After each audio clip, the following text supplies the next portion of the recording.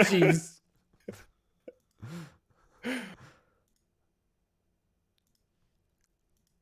Where's my doc? And welcome to the WAN Show, ladies and gentlemen. We've got a fantastic show planned for you guys today. Everything from, let's see, actually, hold on a second. What do we have today?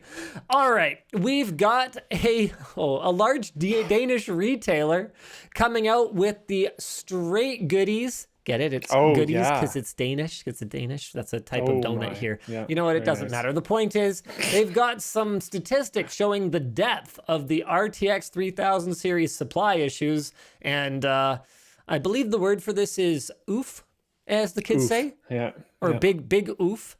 We've got some alleged RX 6800 XT benchmarks. Dun, dun, dun, dun, dun, dun, dun, dun. What else we got, Luke? What's our headline topic? Our headline topic is, I think, I don't actually know what the title is, but I think it's talking about some spicy tweets about the streaming industry and how the money should be flowing in that industry. But also, Intel sold their NAND storage unit. Yeah! This is crazy. And I didn't actually see like a ton of people really reacting to this, but that's actually nuts. Yeah, I think that part of it might be because this was like a long time in the making. There was a whole, well, we can talk a little bit more about it later, but Intel has been sort of tepid on the whole NAND flash thing for quite some time, just like I'm tepid on continuing this video without first rolling the intro. Wow, smooth. 10 out of 10. Thanks. That moment when WAN Show starts so late that that other show we do, what's it called? TechLink? Probably like already live. I see comments about that on the Flipper chat all the time. They're like, oh, TechLink just went live. Give me a sec. No, TechLink is not live for the day, so there you go. All right, why don't we jump right into our big topic for the day? Do you want to walk us through this? People keep giving me a hard time about doing all the talking on WAN Show. I have gotten so many comments and so many tweets about this over especially the last probably month or so. But the problem is every time I'm like, hey, Luke, do you want to walk us through this one?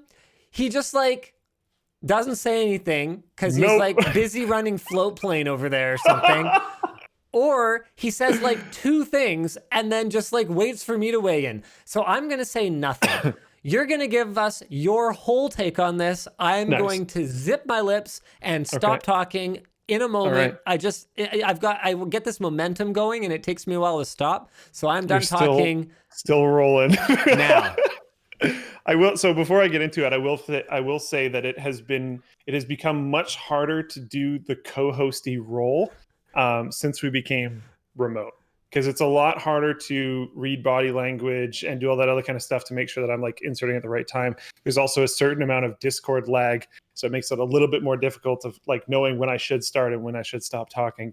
So that's a big part of it. It's not all on Linus for sure, but you can't see this on screen. But Alex Hutchinson, or at Bang Bang Click on Twitter, went for some spicy takes recently that was very, very noticed online.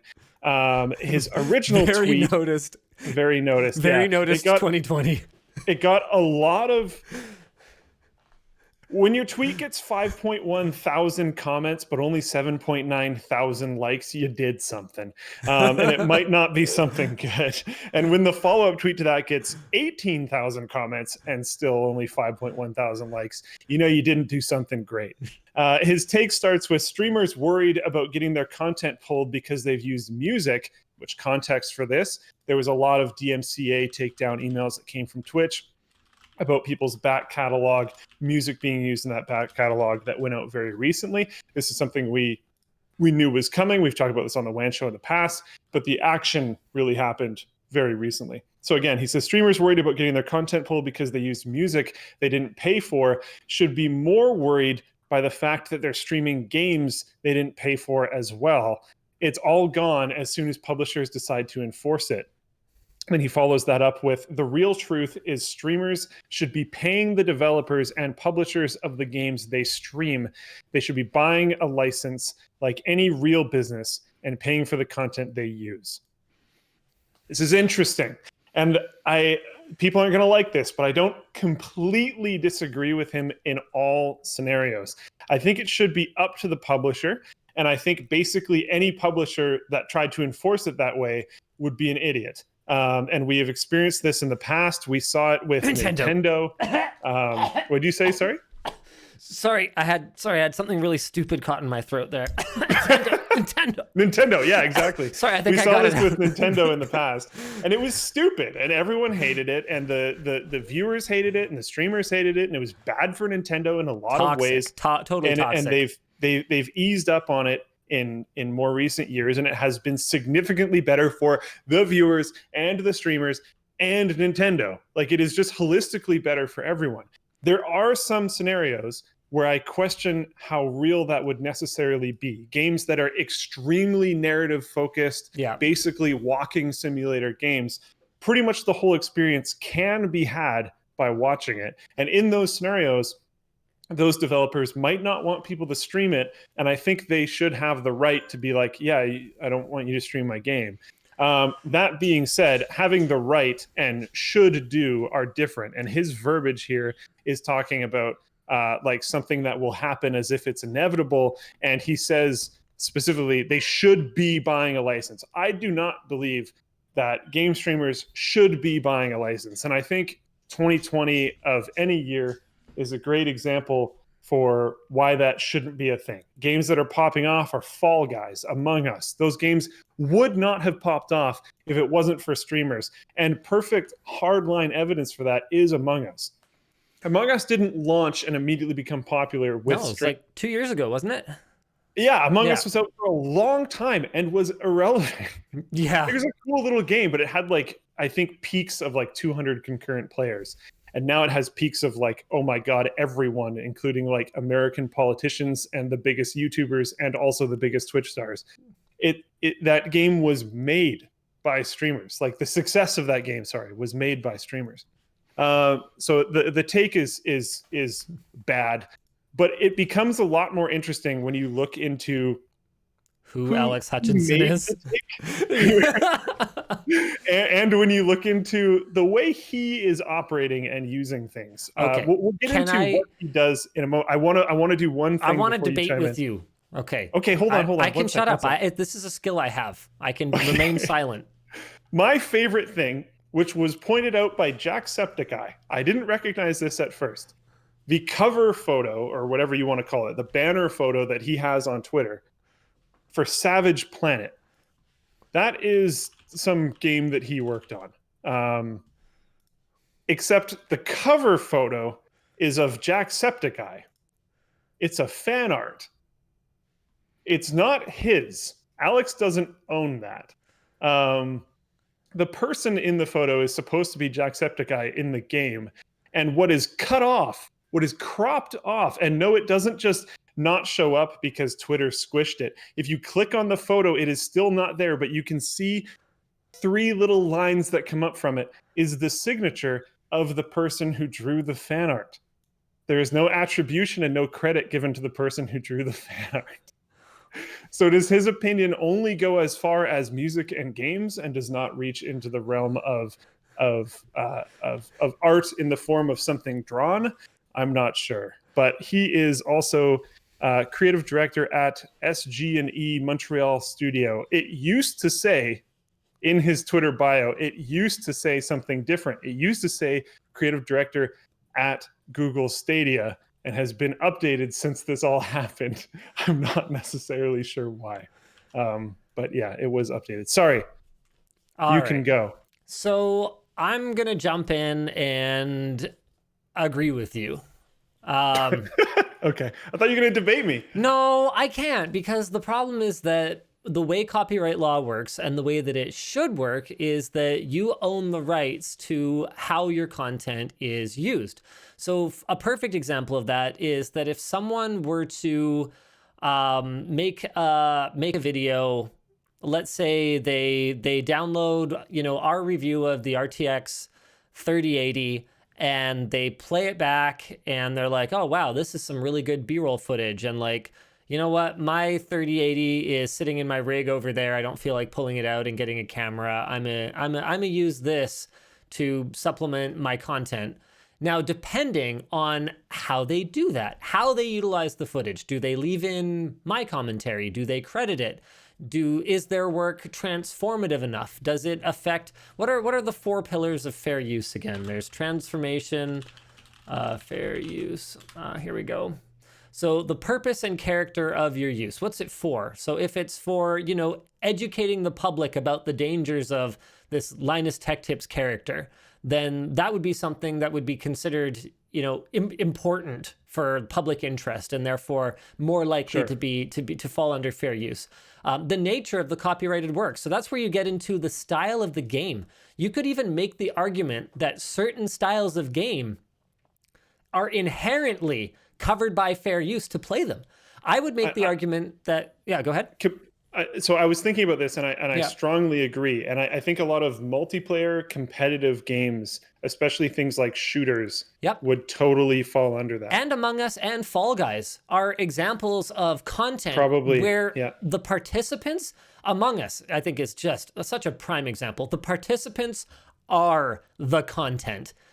All this is like a setting. It's kind of like a medium, it's kind of like making the argument that, you know, because you exist in this building, whoever the builder of it is or architect of it is, you know, owns the work that you do in it, the film that you make in it. It's like, no, actually, the content is the interaction between these people on the spaceship that are trying to fix it or not. The third pillar is the amount and substantiality of the portion taken. So if you take just a little bit versus like you might do in a review. So David from our team did a review of Last of Us 2, where, he shows a lot of gameplay footage, but it's not just the amount, it's the substantiality of it. So is it a lot of gameplay footage of wandering around? Or did he just make a mashup of every story cutscene and then upload it so that you don't have to buy the game? That's where you get into that one. And then that ties in really nicely with pillar number 4, which is the effect of the use upon the potential market for the original art. So once again, depending on the type of game, Among Us is a key example of something where, honestly, streaming it can do pretty much nothing but get people amped on this game and wanting to play it. And the only way to play it, legitimately, is to buy it.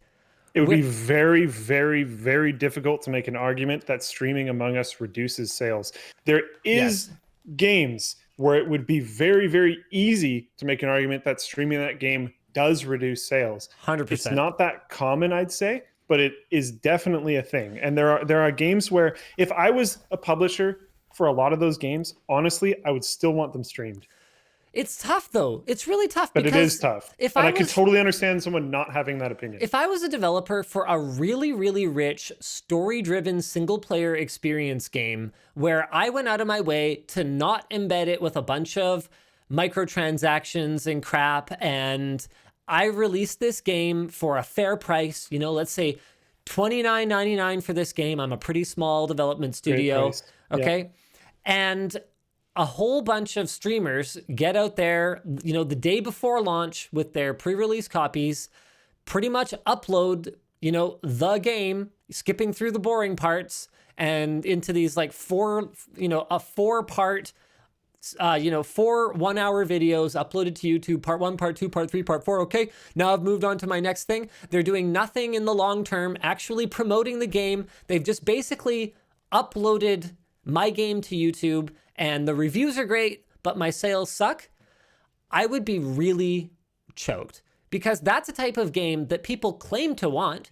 People say, hey, you know, what happened to gaming? Why is everything microtransactions? Why is everything multiplayer only? What happened to long, deep single-player narratives? Well, that's something that could very well be what happened to long single-player narratives, and also money. But that is a factor, and ignoring that factor, I think, is not looking at the bigger picture in a fair manner. Yeah, and I think his take on it was terrible, and I think the entire industry has told him that time and time again at this point. and hopefully someone who's a creative director at a freaking gaming studio and had at least something to do with Stadia, despite it no longer being in his bio. Yeah. I would hope that he would understand that. And it genuinely concerns me for the future of the games that he has any opinion on their development of, that he actually thought and or thinks that way. But ultimately, I don't think that is a common opinion in the industry. If you look at how this is actually being dealt with by actual people, a lot of streamers are paid to play games, not the other way around. Not the other way around. And it's sort of like, it's laughable, right? To say that, oh, well, you know, you should license the game and then, you know, the developer should, so you should pay to license the game and then the developer should pay you to play it. Like, why am I just pulling money out of my right pocket to put in your right pocket, and you pull it out of your left pocket to put it in my left pocket? Like, why are we playing this? Why are we doing this dance? It doesn't make any sense. You're just inflating a bunch of like payment processors takes for no reason. Exactly. Which is like personally offensive to me, but that's a different conversation. 100%. But like, it's silly. It's a bad take. And I think one thing that I would suggest to take from this is, like, if you do watch a streamer and they are playing a very narrative heavy single player game that doesn't necessarily look like its mechanics or its action or anything like that are really what make it good. And what makes it good is the fact that you're basically like watching an interactive movie. Maybe try to find a way to support those guys. Maybe don't buy some bits that day. Maybe buy that game that day. That might be a good idea. Or go buy some merch even. A lot of games these days will have like a soundtrack or a shirt or something. Like try to throw something towards those developers, because I can definitely feel sympathy for that. And I love those types of games. Sometimes, I don't know, sometimes I want other things. It's games, whatever. So yeah. Also, I just realized that he worked on my least favorite Assassin's Creed game ever. Thanks, buddy. How about that? So cool. Tankmaster in the YouTube chat says, the problem is streamers aren't protected by the EULA. They're actually breaking the terms of service the way game EULAs are written currently. And that is a good point.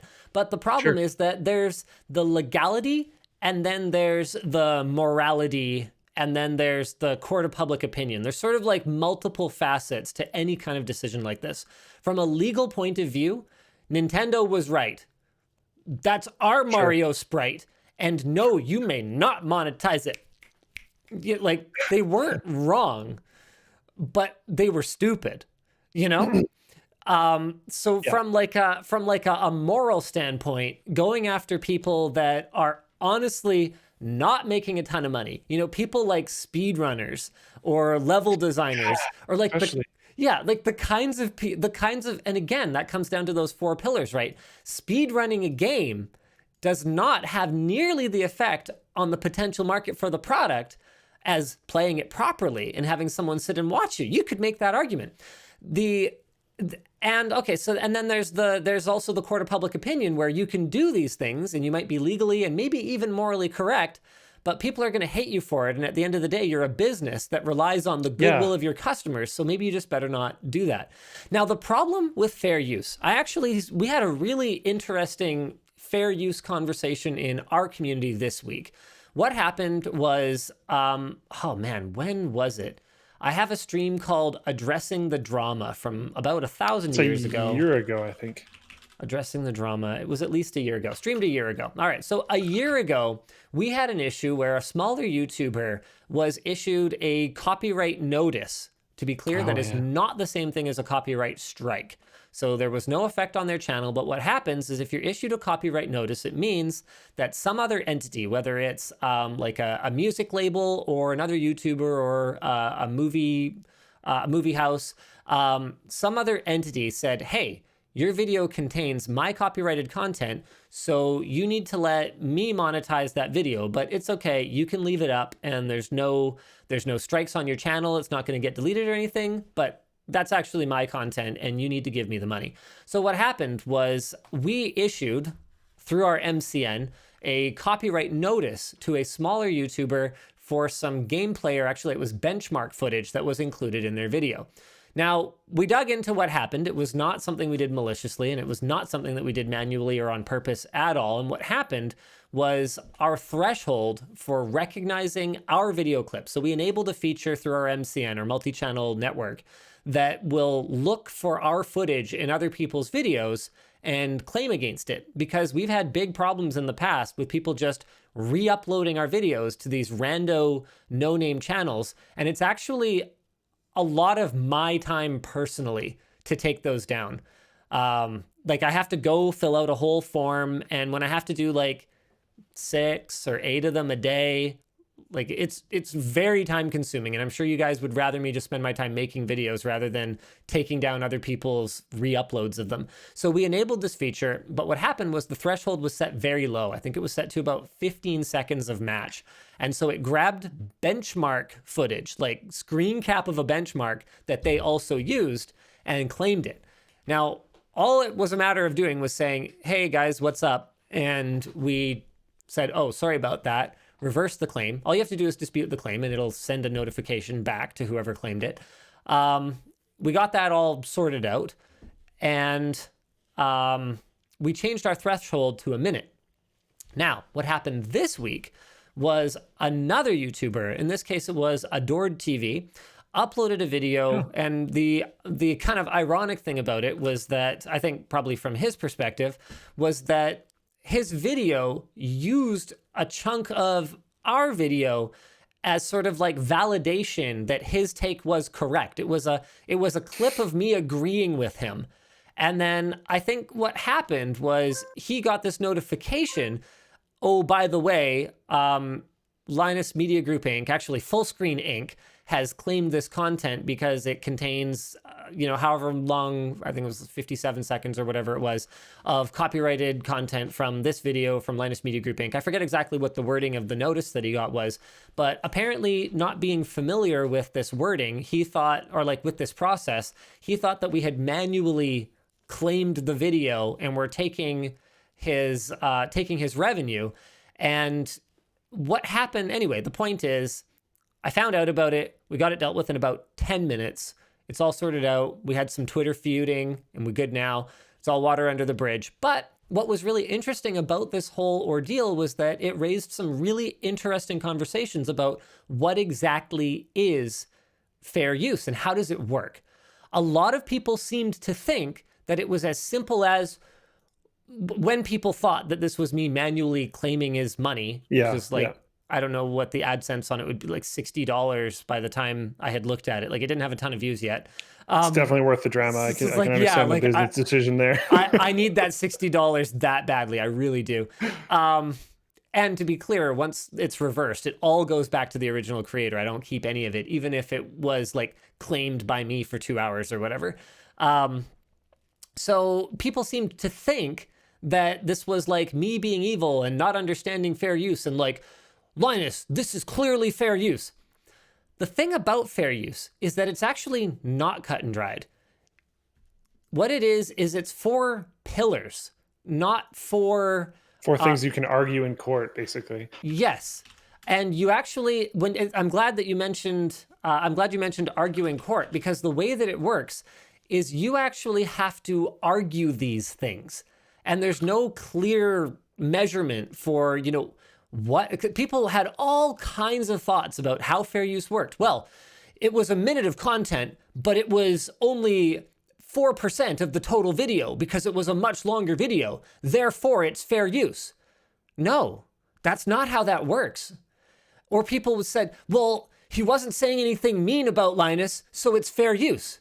Which again, no, it's I'd not almost say how if you were works. saying something mean, it would probably be easier to place it as a review, and you'd probably get by with it almost more easily in the eyes of a jury or something. Well, it depends, because if it was defamatory, then you could make the argument that its effect on the potential market was very negative, because he's effectively attacking the opinion of someone who lives and dies, or the reputation of someone who lives and dies by their reputation. So, but that's what it is. So that's why it actually doesn't matter how much of it was, or all these arbitrary things that people seem to have latched onto as like, what definitely makes something fair use.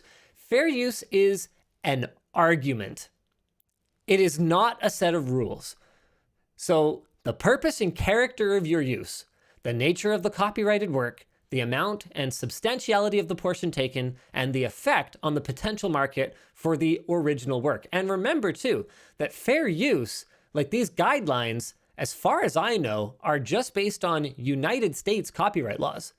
They are not necessarily applicable in every jurisdiction around the world. So you could very easily be infringing on the copyright of some developer in Lithuania or something. To be clear, I know absolutely nothing about Lithuanian copyright law, but fair use might not necessarily apply. And if somehow they manage to get you dragged into a Lithuanian legal proceeding, it might not go well for you. I don't know how they do that. Maybe you have a stopover in Lithuania on the way to wherever it is you're flying to once the world returns to normal. But the point is, somehow they get you extradited. The point is, fair use is not as simple as people seem to think that it is. The very fact that you are a game streamer and therefore streaming games is fair use, no, not to the law.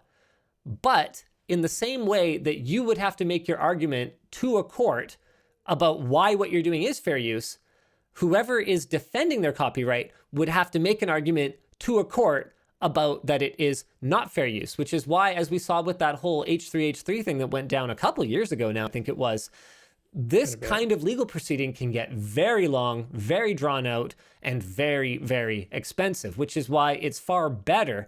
So back to what the law is versus what you should do, it's far better to just not put this much work and money into doing nothing but pissing off your customers and just let people game stream. So that's why Alex Hutchinson's take is bad. Not because he's wrong, but because it's a bad, dumb take. It's just stupid. And a lot of the verbiage that he used was him saying what people should do. Not what is like entirely within their rights or what like they're capable of. He was like, no, this is how it should work, blah, blah, blah. And that's really dumb. So that was a bad take. And that's why it was so bad. I think he could have gotten what I'm hoping was his point across in a different way if he didn't use that type of wording. I also think it is truly hilarious that he isn't attributing the artist for his cover photo. That really makes this whole thing like so much worse. And the fact that Jacksepticeye posted that, I'm sure he saw Jacksepticeye's post. I doubt it. Jacksepticeye, he's a pretty small figure in the gaming space. He's probably never heard of him. the fact that he hasn't responded and like, I don't know, apologize. Or just changed it. Fine. Or changed it. Yeah, you don't want to own your mistake? Fine. Quietly change it then. Do something. Why is it still there? Do you remember how I said like it had a lot of traction, but it didn't have like the interaction you would want? I was pointing out the like comments versus likes and stuff. Yeah, just see how many times it got ratioed? Yeah. Basically, Jacksepticeye's post got 48,000 likes. His got 5.1. Yeah, like, I forget who I saw who just posted. I think it was Pokimane. Was just like, I'm gonna just put this here so that you can see how badly you're gonna get ratioed or something like that. Oh my god! Yeah, that probably blew up. Oh lordy, so dumb. I only learned that term today, by the way. Oh, really? Oh, okay. Me too. Ratioed? Yeah. Yeah. I learned it from this. I was like, oh, that makes sense. That's funny. I've seen that happen before. I'm glad we have a word for that. You know what else I'm glad we have a word for? Thing that like makes more sense in other places. So do you know what Venmo even is? What is Venmo? I think it's like a PayPal style thing that is often used for direct payments between people. More often, like PayPal is often used for person to company. I think Venmo is often used for person to person. I don't think it's really a thing in Canada. Yeah, because we have email money transfer. Yeah. Oh, sorry, it's not called email money transfer anymore. E-transfer. Yeah. Yeah. Man, when EMT like first came out, I was like, this is amazing. Because it was the best thing ever. You didn't have to take cash to like in-person Craigslist deals and stuff anymore. You could just send an email money transfer and e-transfer, and then they could validate it right there, and then you could both leave and you didn't have to have any cash on you, which was really nice. The show is also brought to you by Wondershare PDF Element. This is a new one. PDF Element is an all-in-one smart PDF editor that offers the easiest way to create, edit, convert, annotate, and sign PDF documents on Windows and Mac. You can convert any PDF to and from Microsoft Word, Excel. Why would you want to convert a PDF to or from Excel? I guess it doesn't matter why. It matters that you can. And PowerPoint without losing any formatting. You can easily collect analysis-ready data from your clients by fillable PDF forms from paper or existing electronic files, and search for words or text through large PDF files. You can add certified digital signatures to help recipients validate document authenticity and integrity, and you can click the link in the description to get 50% off PDF Element. Let's go ahead and... That's funny. Wondershare, I think, has been reaching out to us literally for years to work together. And they finally have a product that's like, yeah, okay, that seems pretty good. Cool. Well, I think before they were trying to get us to like review something. And I was like, yeah, we don't review like these kinds of software tools. So this makes way more sense. We gotta bring LSD back. LSD? You don't remember that, do you? You Linus named it that. Software, Luke's Software. Shoot, what was the D for? Discovery, I think, or something. I love the D. Luke's Software Discoveries. That's what it was. You can just call it Linus, whatever, it doesn't matter. But like, yeah, I don't know. It's really hard to find things that are good enough to talk about for that amount of time. Oh, yeah. When it's software. And finally, the show is brought to you by Redux. Redux offers hardware with no markup pricing, only a $75 build fee. So you would pay to buy the parts yourself. So what you would pay to buy the parts yourself would be the same as you pay with Redux with expertly built PCs, plus they give you a 2-year warranty for parts and labor. You can explore the website and get a PC optimized for the games you play in as easy as a few clicks, and use the online PC builder to customize what's going on inside based on the games you want to play. That's basically the same thing I just said. Redux believes in bringing PC gaming to the masses, and that's why they only charge a small build fee and won't cut corners on quality. You can go to buildredux.com or click the link in the description to enter to win an RTX 3080. Wow, that's like a $3,000 value. Depending on how you want to do the math. On that subject, why don't we talk about who dumped this one in the doc? Anthony posted this in the doc. A large Danish retailer going by the name of Proshop has released statistics for the RTX 30 series sales and the orders that they've shipped. And let me put it this way. It doesn't look promising. It brokey. Proshop ordered 16 SKUs for each class of GPU from Asus, MSI, Gigabyte, and Inno3D. And here are the statistics as of October 22nd, which was yesterday. Proshop ordered 2,012 units. Of that, 309 have been delivered or are incoming, which is a fulfillment rate of 15%. 312 unfilled orders with 161 delivered to customers, making for a delivery rate of 34%. 65% if you count the confirmed incoming cards, but those have not technically shipped to customers yet, in spite of the fact that these cards have been available for weeks. For the RTX 3080, wow, that's 3090? They've only shipped 309 to Proshop? Okay, all right. Wow, that's a lot of GPU. How many people, that many people are buying $1,500 graphics cards? Okay, sorry. No wonder NVIDIA has enough money to buy ARM. RTX 3080. Proshop says they ordered 9,010 and have received 871, including those which are incoming, a fulfillment rate of 9.7%. They have... Luke's laughing. He's reading ahead of me here. They have 3,772 unfilled orders and have managed to deliver only 504 to customers, a delivery rate of 12% or 20% if we count the confirmed incoming cards. Now, they've even put RTX 3070 numbers in here, which is interesting because RTX 3070 has not launched and the embargo hasn't lifted yet, but they apparently pre-ordered 4,330. I mean, they might as well have just pre-ordered 40,000 for all it matters. They're only going to get however many they get. They only got 206, counting those that are incoming. 4.8% fulfillment rate, baby. Doing well. Ooh. So these early figures indicate that NVIDIA's stock situation may not have improved since the delay of the RTX 3070. And it's funny because that was like, wasn't that why they said they were delaying the RTX 3070 so that they could build up more stock? Yeah. And like, again, the funny thing is like RTX 3070 is a completely different GPU. Like it's not even a GA102. It's a I don't know if this is public information. Tech Power Up says it is a GA104. I think. No, Tech Power Up does not say that. Let's find someone who says it is. Videocards.com says the 3070 mobile. Ah, dang it. Okay. Videocards.net. I just need someone I can cite here. Yeah, videocards.net says that the 3070 is a GA104 GPU. There you go. So it's a completely different GPU. Now, it is built on the same 8 nanometer Samsung process, according to videocards.net. Here, see, look, there, it's on there. See, look, it's on there. It's a 8 nanometer process. Okay, right there. It's plain as the nose on my face, and that's a substantial sized nose, Luke. Let me tell you. And so you could argue that. You could argue it two ways. You could say, okay, well, I can see why they can't deliver any 3080s because they're busy shipping all the GA102s as 3090s, which cost twice as much or whatever.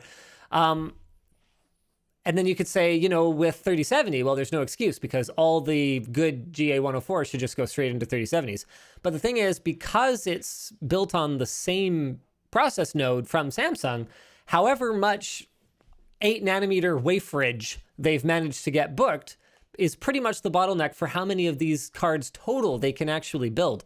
So what I think, this is just a guess, this is a total hot take, and it may be just as bad as the one from Alex Hutchinson earlier, but probably not. What I think is that NVIDIA delayed the launch of the 3070 so that they could build up inventory of the 3080 and the 3090. I don't think that they've been beavering away building up inventory of 3070, because if I was NVIDIA and I had any fab allocation, I'd say, you print them 3090s, baby. You print them 3090s real good. And then if you print a bad one, yeah, we're going to ship that as a 3080. We ship as many of these as we possibly can, because RTX 3070 is supposed to be, let me just make sure, MSRP, blah, blah, blah, according to Tom's Guide, it's going to be $500. Making it a far, far smaller transaction from NVIDIA's standpoint. Now, because you want to maintain a good relationship with your customers, you definitely do want to ship some of these. I can just see why they wanted to give themselves a little bit of time. It is pretty clear to me at this point that NVIDIA went super aggressive on their RTX 3000 pricing, knowing full well that they were not going to be able to ship enough of them, just as a gigantic to Sony, Microsoft, and AMD, because there is no reason why they couldn't have charged 20% more for these, 30% more for them. You can see it. People are paying that price on eBay. People are desperate for something to finally run their games faster. It's been so long, if you're a high-end consumer, that they could have pretty much charged whatever they wanted for them.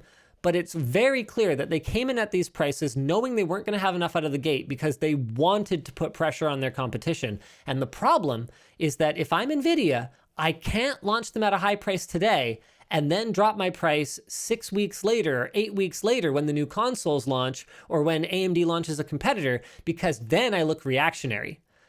So NVIDIA pretty much had to shoot themselves in the foot to avoid shooting themselves in the face.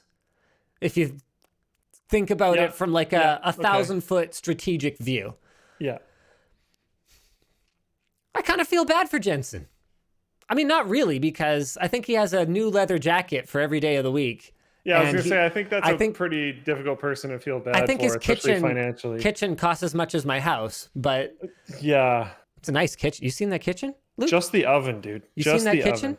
Just the what looks like the marble backdrop to the oven, carved by ancient Greeks. Nymphs. Yeah.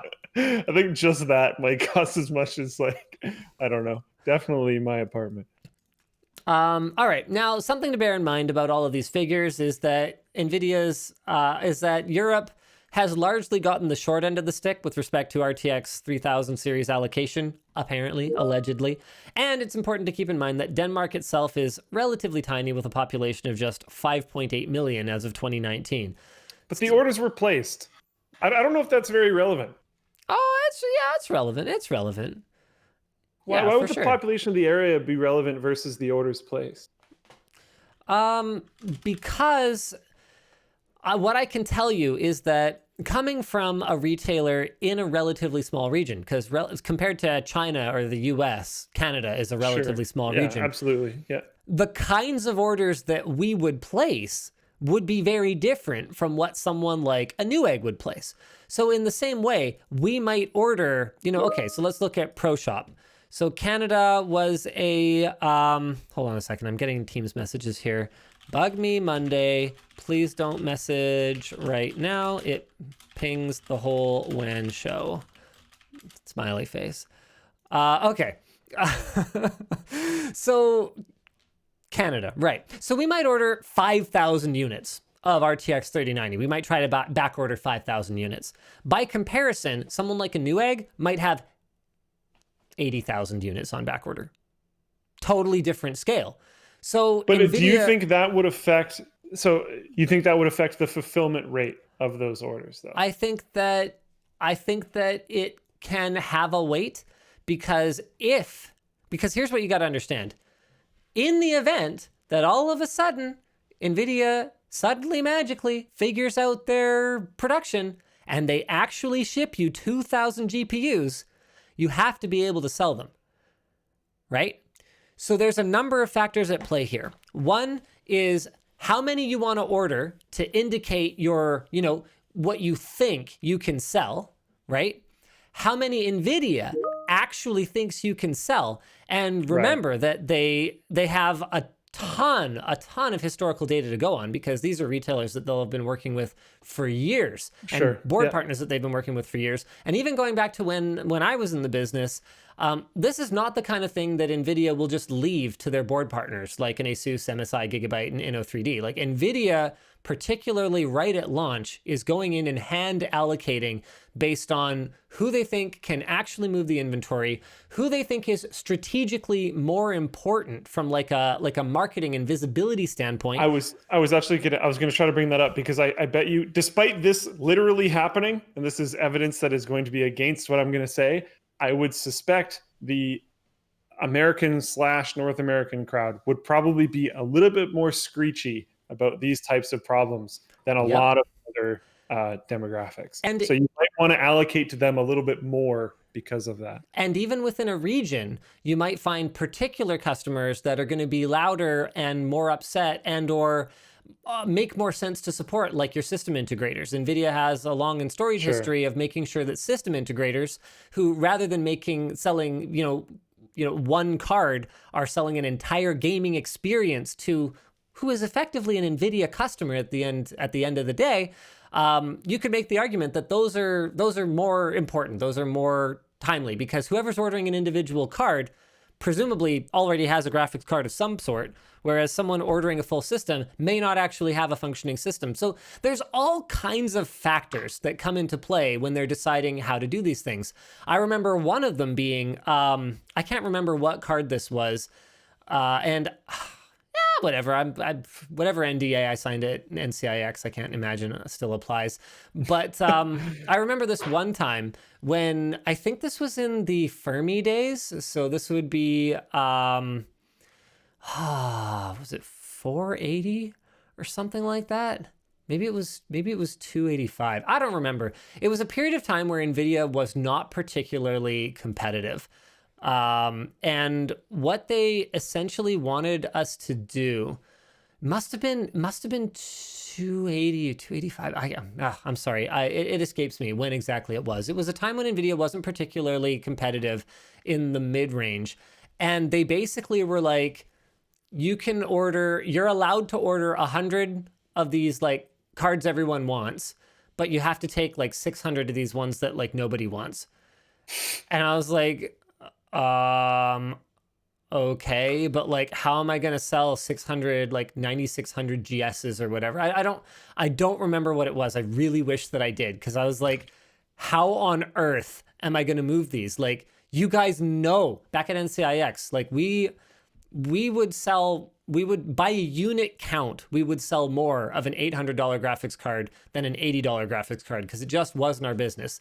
Meanwhile, the Best Buy right down the street would sell 20 to 1 of that $80 card versus the $800 card. It's just different customers, different expectations. I worked at that Best Buy down the street. We did not move the expensive cards. It did, like, ever. Exactly. It collected dust. Exactly. So I remember that sometimes allocation of a product you want is dependent on how much you can move of a product that NVIDIA is trying to get rid of. Now, NVIDIA hasn't been in a position where they've had to really get rid of anything in like many years now. They've had a lot, they've ridden from one success to another. But I know that used to affect things. So there's the relationship, there's the optics from like an outsider standpoint of like who should be getting cards. There's the history. There's the, how much are they scratching your back? How much do you want to scratch their back? It's business. It's business, guys. It's not as simple as like, well, I placed an order, so I should get it. And this is the kind of stuff that consumers can't and shouldn't have to care about. But at the end of the day, if you want to understand what's going on, you sort of have to. What do you want me to tell you? Those are going to be the things that you are suddenly concerned with now that these numbers were published. Yep. I wonder how their orders are going to get filled after publishing this information. Probably not too great. Do you want a pro tip, by the way, guys? If you want to get a card, one of the best ways to get one is instead of queuing up for a SKU that already exists, wait for a new launch of like Asus is doing a Gundam edition card, for example. You will pay more, but it'll cost you less than scalping one of the other ones on eBay, and you will probably get, a brand new card with a warranty from a retailer versus having to wait for it. So waiting around for like a Kingpin edition or FTW 76 Super Clock plus KO, whatever their stupid suffixes are now over at EVGA. So if you wait around for a new SKU launch, typically, if I'm in Asus or an EVGA or Gigabyte or whatever, I'm squirreling away enough GPUs so that I can do a launch, even though I know that it's going to sell it right away. And I saw people just order like the wrong SKU and just sit in the queue like forever, especially if it's an entry level one. Because if I'm an EVGA, what's my higher priority? I want to fill every customer order, and I will eventually fill your order, I promise. But which one am I going to prioritize more? An FTW3 ACS cooler super clock that I make, $60 or $70 on, or a base model one at the basic NVIDIA suggested MSRP where I make like $35 a card. Well, probably the one that keeps my business running, right? What do you want? That's just the reality of it. There's not a lot of margin in this for board partners. That's how everything is going to work at like every company ever. Yeah, and even the ones that by and large have a strong ethical base to them and really care about their customers and love their customers, they still have to keep the doors open. So they have to. And they can do both, but there's going to be priority levels on things. Of course. All right, what else do we want to talk about today? We have only gotten through 2 topics. I blame Luke. He talked for so long about that first one, I could barely get a word in. That Luke, he's always talking so much. I was ripping through that thing. We've got some alleged RX 6800 XT benchmarks. These are from Video Cards. Now, they're not actual games, which means that who cares? But means they're super lame, but it's still kind of cool. Go ahead, keep talking, Luke. No, I want you to. Just... I don't like that they're actual games. I don't like that it's like Time Spy, Fire Strike, and what's the other one? Port Boat Royal or something. Port Royal. Yeah, Did Boat you say came Boat? into mind because I remember Port. 3D Mark Boat. I think you're thinking of Aquamark, and it's a submarine. There's your new idea, 3D Mark. Just make one called Boat. But yeah, no, there you go. Perfect. Do it. I'd benchmark my computer on that, guaranteed. It does. I mean, it does well. It crushes in Firestrike Ultra. It succeeds quite strongly in Time Spy, and then it doesn't do that great in Port Royal. But if I remember correctly, Port Royal's like entirely ray tracing based. So I think hopefully it's good. Yeah, I don't know. I'm still maybe the whole all red computer thing is more legit than I had potentially thought. And I think honestly, as long as AMD doesn't like trip, fall, and smash their face with this launch, I think it'll be great. Because people they'll look like good guys. Yeah, they'll look like good guys. They'll be able to sell cards because no one else can buy the other cards. Yeah. So like, hooray! They just need to not completely fumble the launch, and then I believe in AMD. They'll be good. Yeah, but I believe in them both ways. I believe that they can not fumble a launch, and I believe that they can hard fumble a launch. I love those guys, but they've done some doofus stuff over the years. This is an interesting one. Tyler Witt says, and do you follow the logic here? Tyler Witt in the YouTube chat says, this is not pre-recorded. Look at how oily their hair is. My hair's not oily. Oh, mine is, but I still don't follow the logic. Because my hair is oily, this couldn't possibly be pre-recorded? I guess he's saying, like, if we were going to pre-record it, we would put enough prep in to, like, wash our hair. Which is a misguided statement. Yeah, sure. He clearly doesn't know us at all. Like, yeah, that's not a thing that I would do. All right. Intel has sold their NAND storage unit to SK Hynix. In March 2020, Intel's CFO George Davis said the company was unable to sell enough SSDs to make a profit from the 3D NAND chips it made at its Dalian, China factory. Said they were exploring options such as closing the factory and buying chips from others, selling chips to third parties, and buying SSDs from a third party. They've reached a deal to sell their flash memory business to SK Hynix for about $9 billion. So they'll be getting the majority of Intel's memory business plus the memory manufacturing options in Dalian. They will not be getting the Optane division. So Optane clearly has more margin in it, and Intel held on to it. So market share was about 11%. This will give Hynix roughly 20% market share overall compared to Samsung at 31%, Kioxia at 17%. SK Hynix does have a 15% stake in Kioxia though, WD at 16% and Micron at 13.7%. I'm actually pretty surprised at how big WD's stake is. Yeah, I'm not, because remember they bought SanDisk way back. Oh, yeah. Okay. So that's all SanDisk. It's nothing to do with like conventional WD, like spinning rust business. Speaking of conventional business, LTTstore.com. So we actually got 2 of our winners from the Stealth Pins shirt giveaway. You're not by any chance wearing a Stealth Pins shirt, are you? No. Bummer. Okay. Oh, you're wearing GPU. All right. Oh, you know what shirt I'm wearing?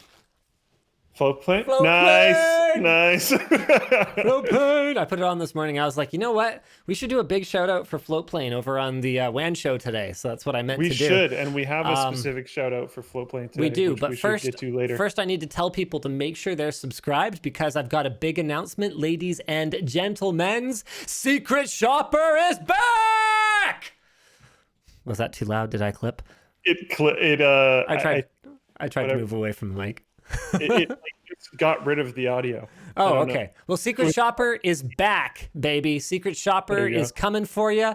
And it's too late for any of the system integrators to do anything about it. We have already gone through our entire purchase process. We have already gone through our tech support challenge. The system integrators that are included this year are iBuyPower, CyberPower, Dell, HP, Maingear, and Origin PC. So we are going to see what, if anything, these system builders have learned in the last 2 years. Let me tell you right away, spoiler alert, some of them learned a lot. Some of them learned a whole lot of nothing. Some of them got worse, which is shocking, considering which ones got worse. So you are going to see those videos early over on floatplane.com. Not to mention that we've got, that's right. We're going to have them windowed. So they're going to be coming probably sometime in the next few weeks here or so. Jake's been hard at work on this season. I'm going to be Agent 006.9. We are going for a Bond theme this year. David and Jake have been hard at work making it fun. So I posted a very small teaser a while back on social media of like a poker table. So like that's one of the sets for it. We're doing like a casino kind of Casino Royale style. thing. Yeah. So it's going to be a lot of fun. I take it you guys are done filming. We are done filming. Yeah. Well, we're not done filming. We're not done filming the like. You've done the whole ordering process. The whole ordering and tech support process. So cool. It's too late for any of these system integrators to have any say in what happens, or to, beef up their phone lines or anything, because they know secret shoppers happen. It's been so long. I guarantee you some of them like totally got complacent. Anyway, so yeah, guys, get subscribed on Floatplane, early access when we get to it, and also some like exclusive behind the scenes stuff. You know what the funny part is about the secret shopper part? Yeah. I haven't talked about you guys doing that in a long time, but in the last 2 weeks, I have had 2 people talk to me and be like, I know, but I'm not going to build it myself. Also, I want a 3000 series, and this is a pretty decent way to get one, et cetera, et cetera, et cetera. I'm doing a pre-build. Do you have any suggestions? And I've linked them the Secret Shopper series. I've been like, it's a little out of date, but you should still like check this out. And now you're updating it. That's fantastic. Yep. We've been meaning to do it we meant to make it an annual thing. So it clearly took us a hot minute to get to that. But Derby Smith asks, can we get a Floatplane shirt?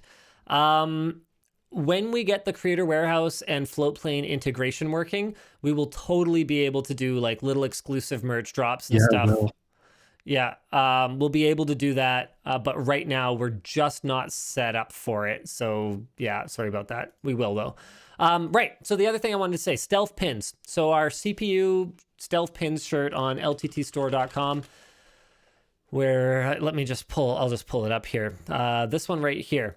There are a handful of these out there. So see how there's kind of like an LTT logo in the pins? There are 3 of these out there that do not say LTT. If you got one of them, you won a gaming system. All you got to do is reach out to the LTT store support, prove to them that you got one that doesn't say LTT, and they're going to know what it says, so you're not going to be able to fake it with Photoshop.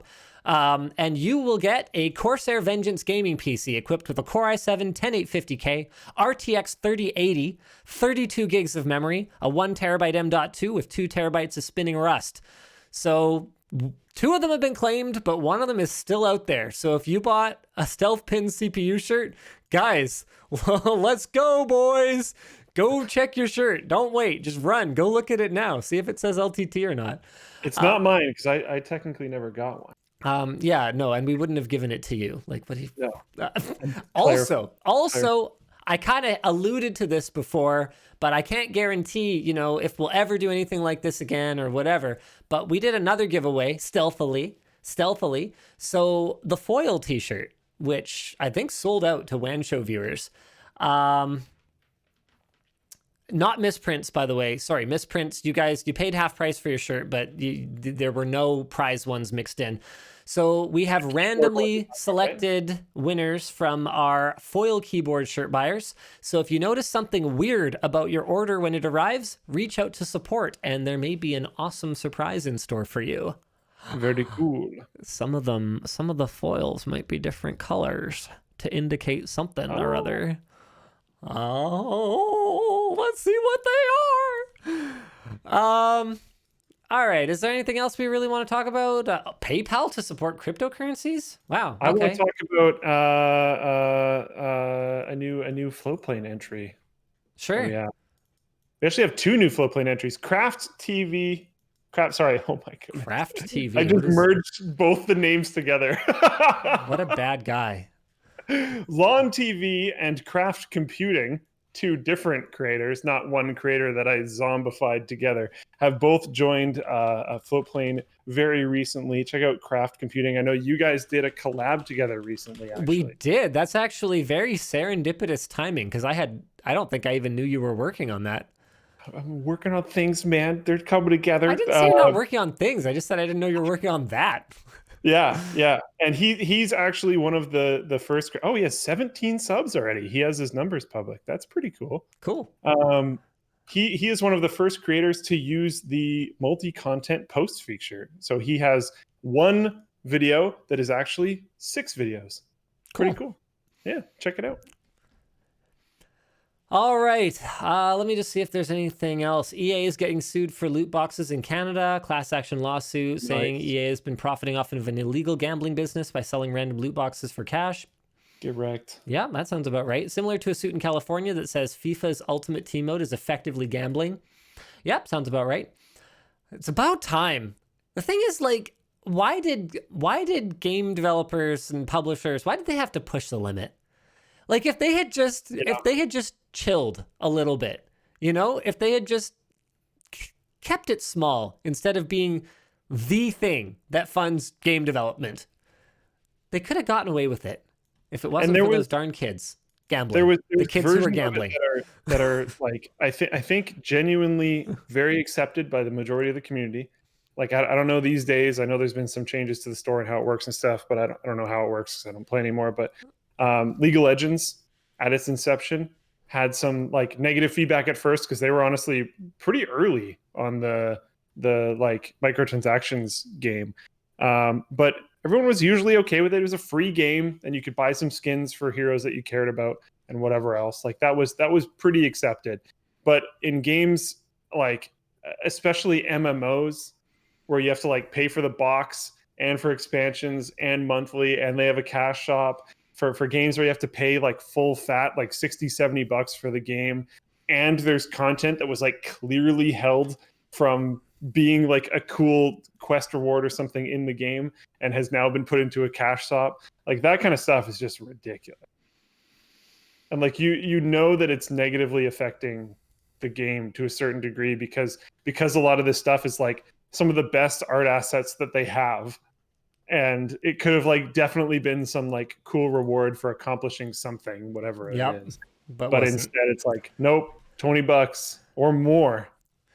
AJ in Floatplane chat says, hey, you should really show the Floatplane page for craft computing. So I'm going to do that. There you go. Floatplane page.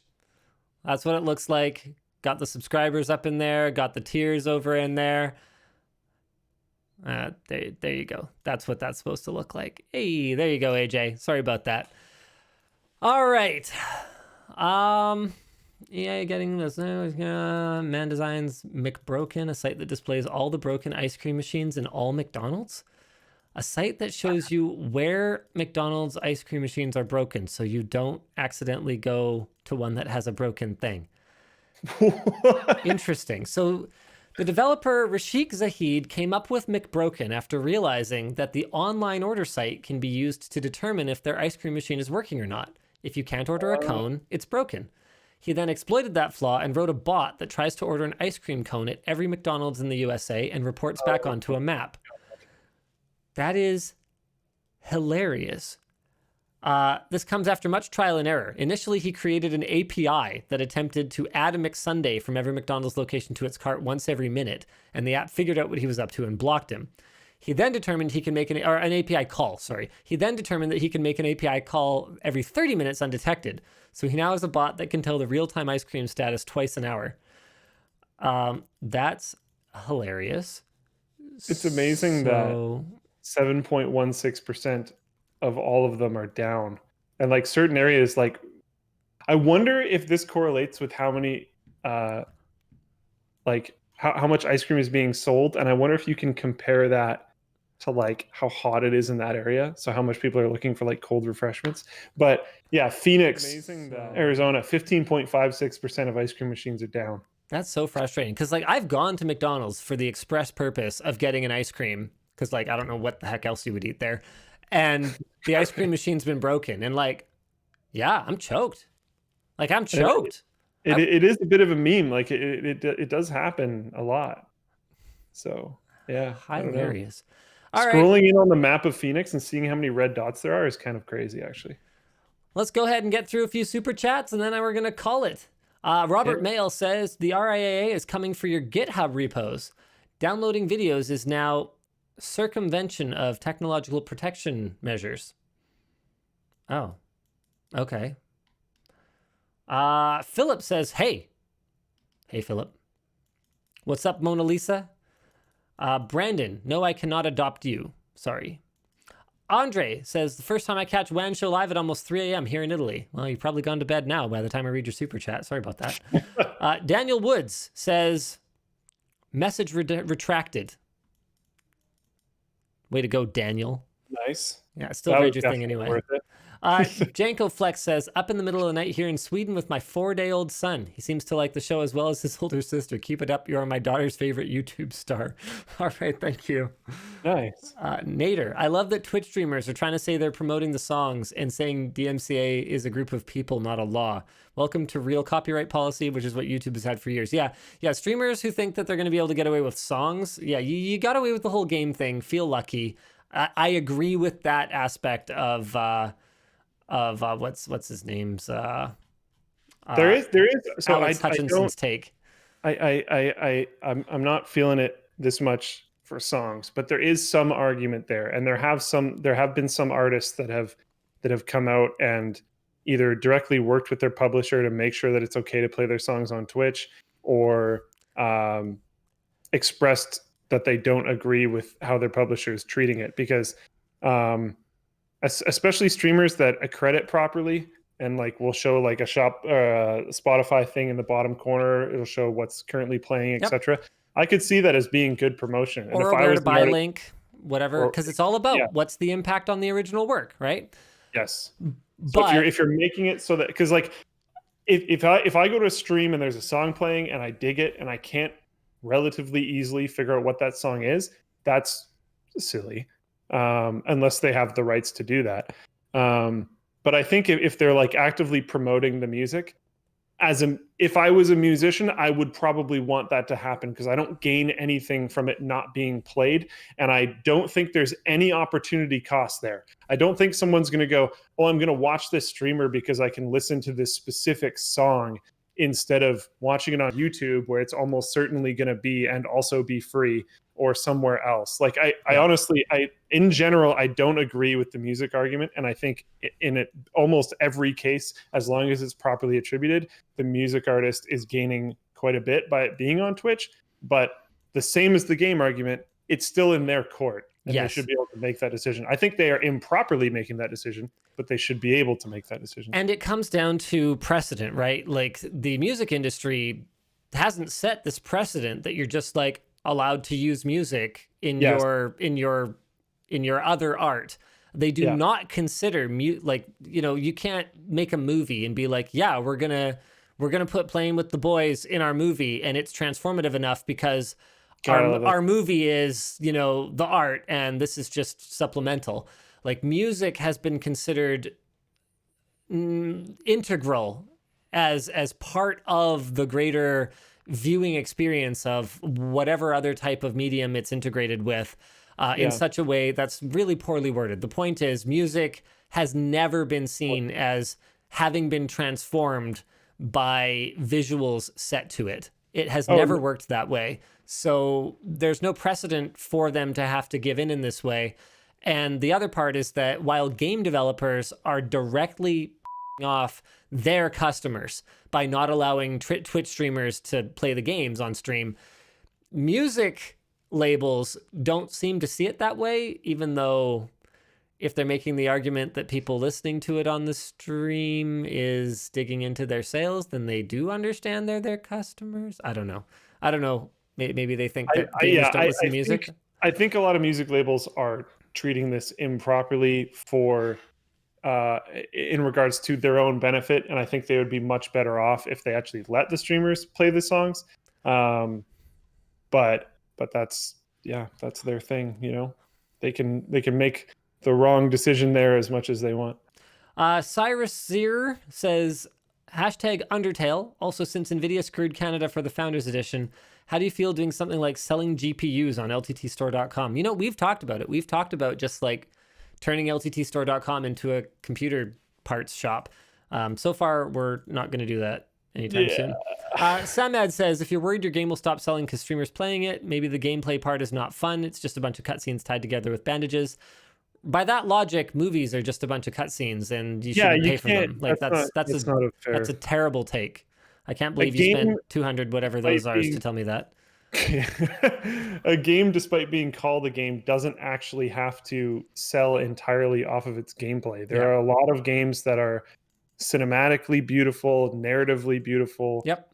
voiced very well, really Yep. good Great music. music. Speaking It of can be music, quite an experience, and the whole point could be the experience, and it's still a great game. Yeah. Yeah. By that logic, you know, I shouldn't make any. I shouldn't let people just replay my videos on Twitch because the gameplay isn't fun, and so no one will buy my video. Like, what are you talking about? Nicholas says, I've been pondering putting a TV in my bathroom like you. My question is that my tub is in a full wet room with an enclosed shower, and I'm worried about moisture. Do you know of any waterproof TV? I don't. I'm just YOLOing it. Andy the Lab says, can I have your Asus BFGD? I have 2 out of 3, and I want to test sim racing testing for triple monitor off 23090s. I don't even know if we have it. We might have like given it away at the Christmas party or something, to be honest with you. I kind of doubt we have it. Hopefully no one from Asus is watching. Speaking of which, LMG is hiring. Oh yeah, right. We're hiring. What are we hiring again? So linusmediagroup.com/jobs-1. I don't know what's up with that URL. We're hiring a full-time writer. Duties include generating video concepts, coordinating with product managers and their agencies, testing and benchmarking PC hardware. If you think you're an Anthony, then get in touch, because we just don't have quite enough Anthonys. So basically we got that, and then full-time writer/host. So if you think you're, well, an Anthony, whatever, go look at the job postings. If your name is Anthony. Yeah, if your name is Anthony and you don't have quite enough full-time jobs, then Anthony, go ahead and apply, and we can have you work one shift from 9 to 5:30 or whatever that math works out to. And then you can take an hour off, and you can work another shift from 6 until about 5 in the morning. Maybe do a longer lunch so that you kind of get a little bit of refresher time there. You can sleep for a few hours, and you can come back to the office. Sound good? Good. Nice. Solid. Sold. Yeah, we're also looking for a video editor and camera op, product coordinator, customer service rep for Creator Warehouse, full-time developer for Creator Warehouse, graphic designer for Creator Warehouse, also full-time fashion designer for Creator Warehouse, full-time pattern maker for Creator Warehouse, and full-time retail product and inventory manager for Creator Warehouse. We have 1, 2, 3, 4, 5, 6, 7, 8, 9, 10. We're hiring 10 people? What the all right, cool. How about that? All right, thanks, Matt Shatuk. And wow, yeah, that's crazy. We're gonna have so many people working for this damn company. See you later. Bye.